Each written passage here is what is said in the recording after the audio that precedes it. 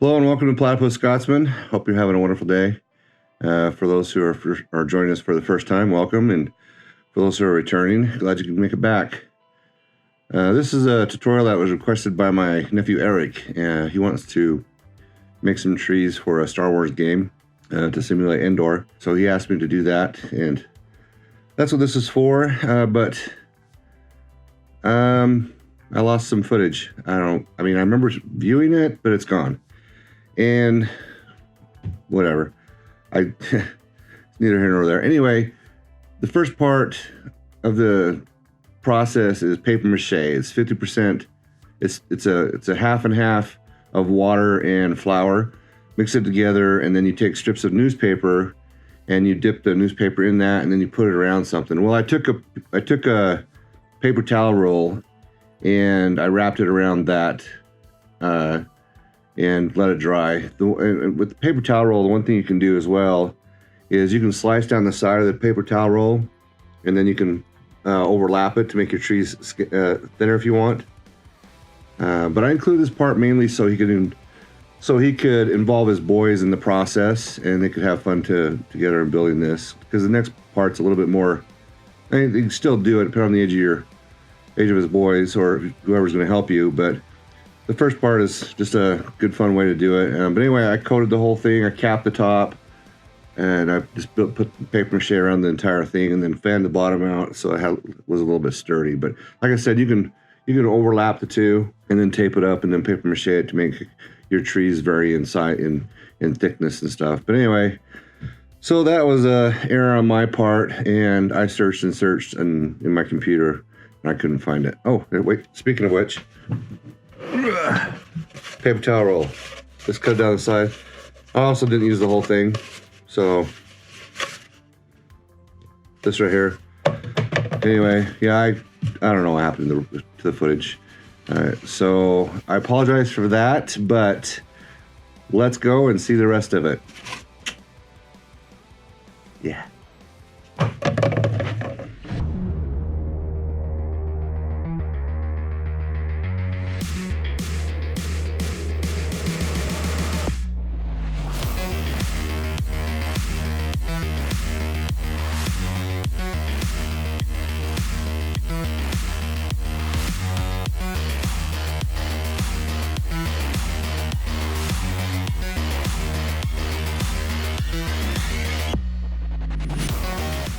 I'll put some sculpt mold in the bowl, and I'm going to mix it with water. This is sculpt mold. The directions are on the bag. I think it's a 50-50 ratio.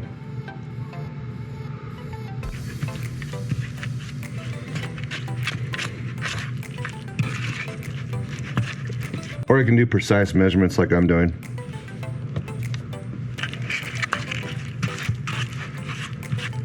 So here's my paper mache tree. Kind of tilts a little bit, so I'm going to put some sculpt mold right down here first, just as a base to build it up. In fact, I'm going to put sculpt mold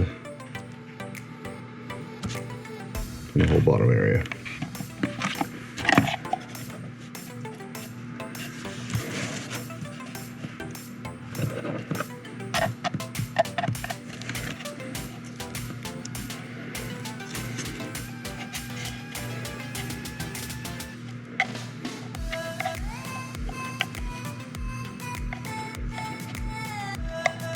I don't know what this tool is called, but you can get it with a set that you use to, think brain, do clay with.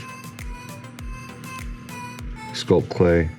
And I just want to give it texture in here. I'm not going to give it texture like I am the outside, but I don't want it to be smooth.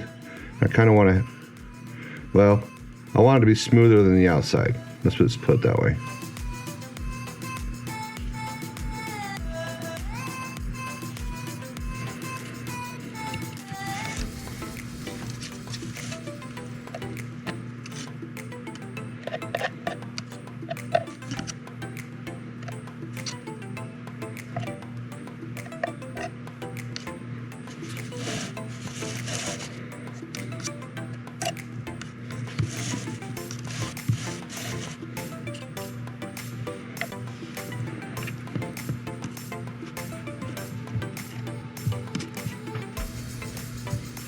I'm going to start Applying a thin layer to the outside, and that's what I'm going to give the texture to the tree.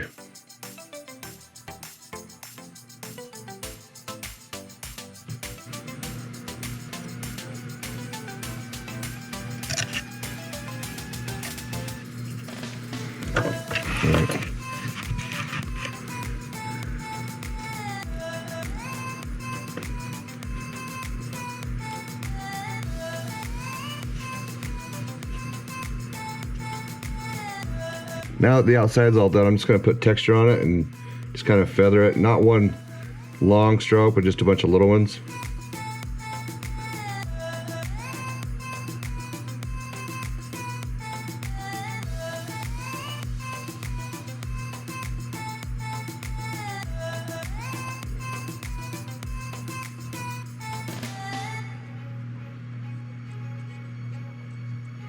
And just do that to the entire tree, and then put under a fan and let it dry, and you're good to go.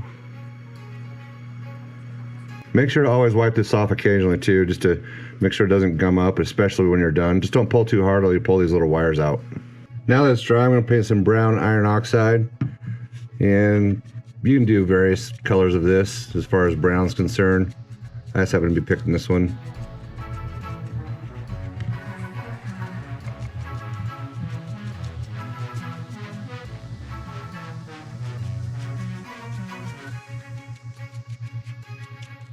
I put some charcoal gray in this little plastic bowl. I'm going to make a really thin wash. I don't want to use one of my GW washes just because of the amount of tree I have to cover.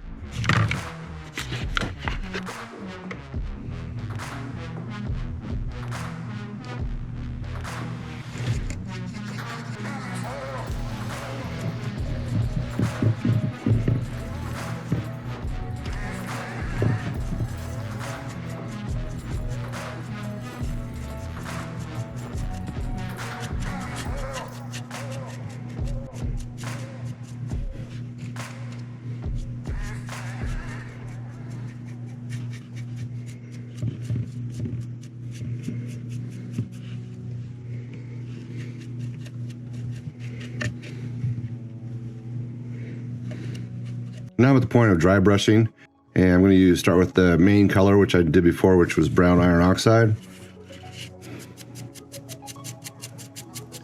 I'm just bringing some of the color back into it that kind of got muted with the washes.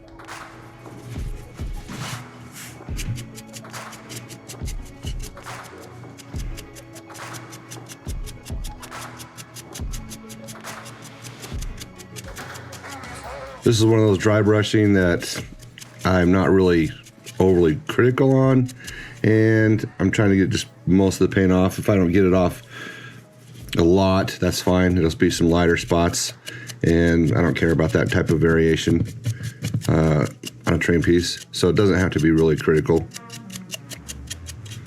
at least at this stage anyway.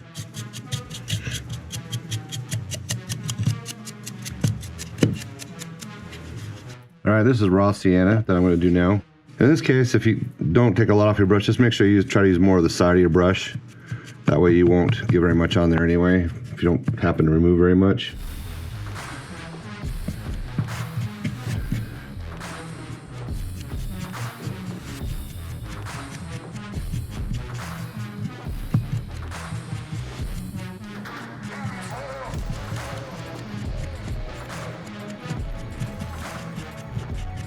All right, I'm going to check out khaki, see what that looks like on here.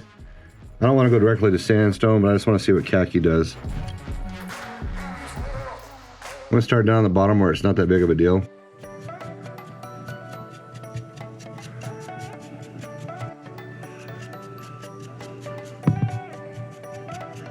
Yeah, I think I'm going to do khaki.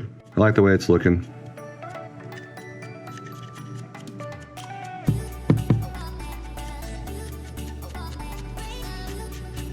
I'm going to do sandstone now, but I'm going to do it very, very lightly, very sporadic, and not a lot of pressure on the brush. And I'm going to come down this time.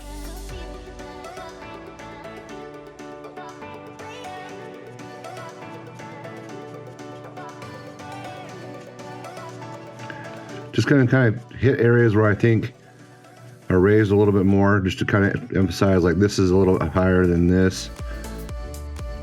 And just do that, just kind of like this bump's a little bit higher. Just kind of bring it out, make it pop a little bit more.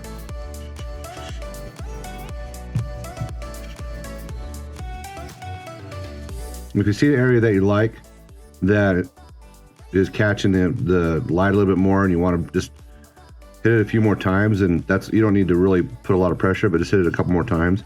This is such a dramatic difference in color that it'll bring it out. And then you just have different variation.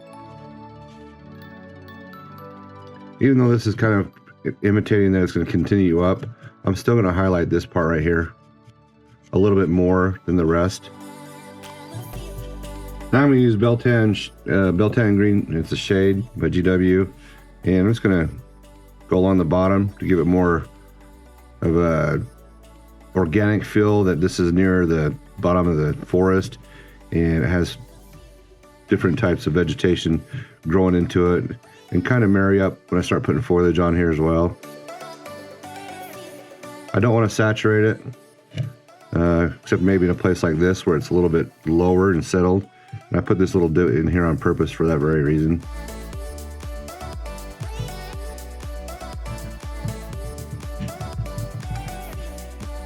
Another thing to do too is you can not have a lot on here, just kind of hit some recesses up here to emphasize more shadow, more character to your tree. You don't have to hit a lot, just kind of look where it's naturally dark and where your dry brush didn't get very much in there, and just kind of put this in there and emphasize a little bit more.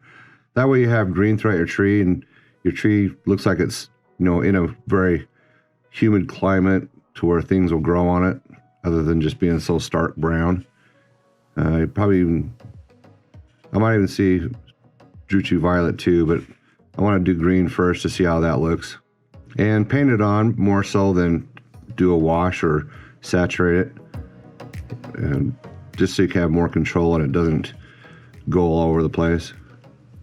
So now I have various plastic plants and lichen from the craft store, and I'm just going to glue them on. I'm using plastic plants for this so they're a little bit more durable and bounce around. I'm also going to attach them with super glue.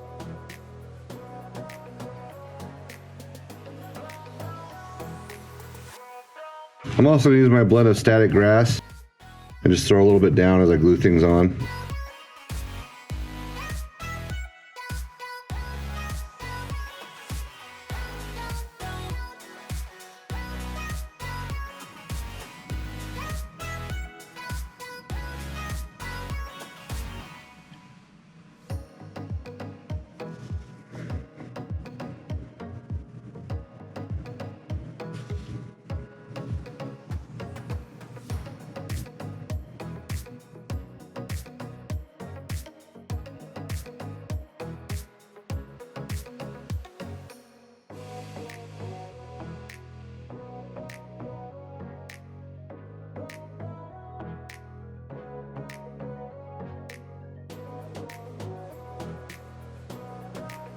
Well, that's a wrap, and I'm in the same shirt. I even have the same paper towel roll.